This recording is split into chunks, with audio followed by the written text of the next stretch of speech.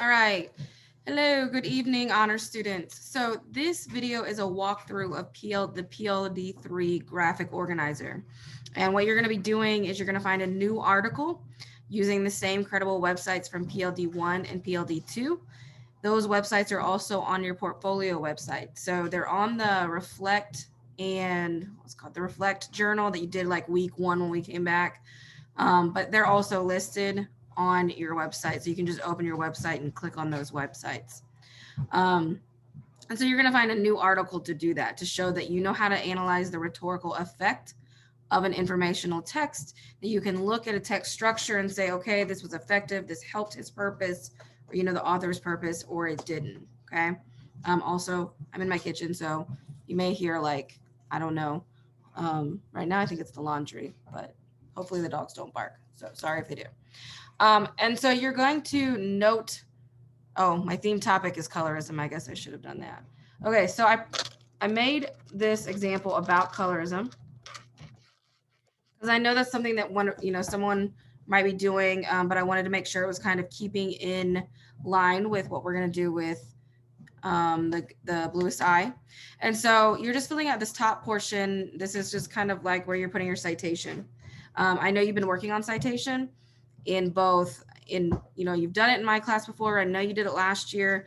And I also know Miss Trailer or Miss Farrar, whomever you have for composition, you're also working on it there. So we want you to get really good at that. So we're going to start asking you for that citation for every article that you find throughout the rest of the year. You need your author article. You're going to notice that I hyperlinked it. You don't have to, but I was like, hey, I might need to reference it again, and just going to put it here just in case. That way I don't have to go look for it. You need a link to the article, and I think I actually did the wrong one for both of them. But I need the actual link to the article, which is down here. Let me copy that and change that. So one of the ways that you do this is if you right click and I put whatever text I want there, and then I put my link here. So I had to change that real quick, but that is also up here at the top. There's that little insert link. It just makes it look nicer. That's all. Then you have your citation. And so you'll notice that I've got the citation there, and I have made sure it's got a hanging indent. If you still are kind of struggling with that, what you would do is you would highlight that, and you would go up to insert. You go up to, format, and align and indent. You do indentation options. And then underneath this special indent, you would click that. Okay, I've already done it, so I'm not going to do it again. So you need to read your article. My suggestion is to read it once all the way through. Maybe take notes as you read. Just note things that come to your mind. And then you need to do the summarizing of each paragraph. Your other option, depending on how your brain works and what works well for you, is to read each paragraph and then summarize it. Okay. The way that my brain works is I need to see the connections. And so I often will read it once and then I go back for a closer reading, because then I can really focus on what I want to summarize, what I want to pull forward. But it's however your brain or what seems easier for you. So what I did is I split this, I put this graphic organizer on one side, the article on the other, and then I went back and forth. Okay. And so as I'm reading, I'm literally trying to get it in a summary of each paragraph. Some are smaller paragraphs, some are larger. And this, if you click on the link, which you can do, because I'm going to post this in Google Classroom, so you'll have access to my example. But you can go there and you can see, okay, like there were small paragraphs and there were larger paragraphs, but I still gave it at least 1 or 2 sentences. And if it was a small, I try to keep it in 1 sentence. Now I might have used a more complex sentence, which is definitely what you want to strive for. I didn't try to keep it simple because number 1, this is an honors class. Number 2, you're very capable. And number 3, to get everything that you need to get into a 1 sentence summary, you got to use that complex compound or complex sentence or compound sentence. So I went through and I tried to be very formal, okay, because this is academic language, and ultimately this may lead to your an essay that you will be assigned later, possibly by myself next quarter or by Ms. Traylor and Ms. Farrar. And so if you do this well, you'll have all your evidence, all your articles ready to go, and you're just writing the essay, right? So I would use formal language, complete sentences, etc. So I started most of mine with paragraph 1 sets forth the argument, because I knew after I read it once, I was like, ooh, he's making an argument. And the argument is all about pop culture is overdue for another racial reckoning, about colorism. And so I just I go back and forth. I read the article really closely and I say, okay, what's the major purpose? What's the major thing about this article, the major topic of this paragraph? And then I go ahead and write my summary. So this one's a pretty short one. And what I do is I tend to look at my summary for a one-word topic. So I condensed one paragraph to one sentence. And then I'm saying over here, with this one-word topic, what is one word you could describe use to describe the contents of the paragraph? So I look at my summary and then I narrow it down to the one word, at least I try to, okay? And I do that for every paragraph because that's what you have to do for every paragraph. So I go on, and paragraph 2 provides an overview of Beyonce's Black is King to support the idea that all skin types are beautiful and points out that skin tone privilege is real. I labeled this Beyonce, but I could have also labeled it privilege. I labeled it Beyonce because as I was reading, I started to see a pattern that this author was making. Every paragraph was about a specific example from media or from a famous person. So I started labeling some of them like that. So either Beyonce would work, but I think also privilege would work. And I know it says one word, but like skin tone privilege seems to go together. So get it down to one word if you can, but like if you need more than one word, maximum 3, okay? If it needs to be a phrase. So I do this for every paragraph. And as I'm doing this, I'm already thinking to myself, what's his purpose? What's this? And I know it's an opinion piece, so I already thought he might be persuading me, but I'm thinking that to myself as I do all the summaries. So I'm not going to read all of those to you because you're going to have access to this and you can take a look at it so you can kind of see my thought process. But I'm going to scroll down to the next part. So the next thing, now that I've like dissected it paragraph by paragraph, I should also start to think to myself, what structure is he using? So if you remember from the Pear Decks, there are 5. There's a description structure. There's a compare and contrast, cause and effect, problem versus and solution, or it could be organized in a chronological way. When we talk about text structure, we're talking about how does the author organize his or her points or ideas and how do they introduce them, okay? And so what I would do and what I would suggest you do is like go back up and be like, okay, what do I think?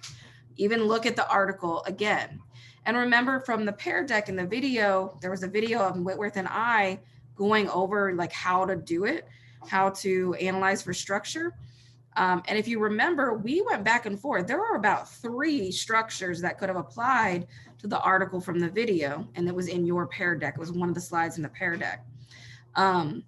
So you just have to make a decision and back it up, because when I first started writing my response here in this box, because I have to tell the structure I think it is, and why I think that is, and whether or not I think that was an effective structure for this subject, for this argument, for the author's purpose, okay? And so originally I started with description, but then as I was thinking about it, I noticed that the article has a compare and contrast text structure, because the author seemed to be comparing and contrasting how lighter and darker skinned people of color are treated in the media. Several examples, several descriptions of that, but he kept going back and forth, right? To point out like this is happening. Then I added a sentence. I think this was effective because without comparing the 2 types of skin tones and providing those examples, his argument, it's not a her, I realized that towards the end, his argument would not be as strong, right? So that's it. That could be 2 sentences there as long as you've got some depth and meat to your sentences, okay? And then, well, yes, there's that. So you're gonna go and you're gonna focus on soapstone. But remember, you guys have done about half of this soapstone before when we were analyzing for the rhetorical situation. Soapstone is an acronym that means subject, occasion, aka context, audience, purpose, speaker, aka writer, and tone. So you've done speaker before, you've done purpose before, you've done audience, right? And you've done the occasion, like the reason why it's being written, but you haven't really focused on tone. Okay. So some of these things you've done before. And so in each of these, I look at the subject, like it might be one or two sentences. And honestly, these sentences, these are my thoughts. So my thought process, I was trying to write in sentences. The one thing I did not do that you do need to do is you need to have a piece of textual evidence that supports whatever you say. Okay.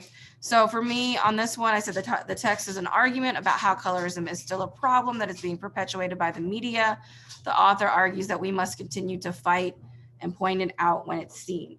So you guys need to make sure that let me see if I can find it, that you put a piece of textual evidence. And so I'm going to do that real quick just to show you that like there is an example because I didn't do it correctly at the beginning. But I'm going to say that right here, to me, that is an example of his argument, like his overall argument. And so I'm going to go back to here and I'm going to make sure I put it on here. Obviously, I need to mess with the formatting because I copy pasted it. So give me 1 second. And I'm going to put none because I don't want any highlight. Needs to be 11. And I believe I was using Times New Roman. And I need to make sure that I also don't really want this hyperlink here. Although that brings up another article I might want, but I don't want the link there. And so I'm going to go ahead and put his last name because I'm going to make sure I'm using correct citation here. Got to remember what it is. I got to go back up, and Elon is his last name. And so here I go. Where did it go? All right. And then I got to close it off. And if I'm really going to be strategic about it, I'm going to say, for example, the author states, and then there you go. Okay. I would need that for every single one. Okay. So even though you're going to see this model on Google Classroom, know that if you turned in something where you just gave me your thoughts, which I really want, but I need a piece of textual evidence that supports it. Okay. I need that for every single box here.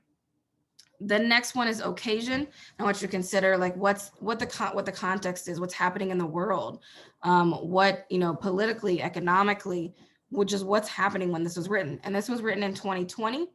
And it even talks about the George Floyd murders and some other murders that have happened. And so that's kind of how I made some inferences. And I said this article was written in 2020 amidst the continued murders of Black men and women by police officers. Since the author insists that colorism is still a very large issue and must be addressed in the context of just how pervasive systemic racism is, I have to wonder if he wants to imply that colorism supports systemic racism or leads to it, which leads to police brutality. That's just my thoughts, but I could make a case for it. And then I would put I would make sure I put a piece of evidence. Hear me when I say you do this. If you are assigned an essay about your theme topic, hint, hint, hint, and you have one of these for every article, your essay will write itself, because already I could put some of this together and make a solid essay and turn it in. Okay. So there's a method for my madness. There's a reason why I asked you to do things. So the more you put into it, the more you're going to get out of it.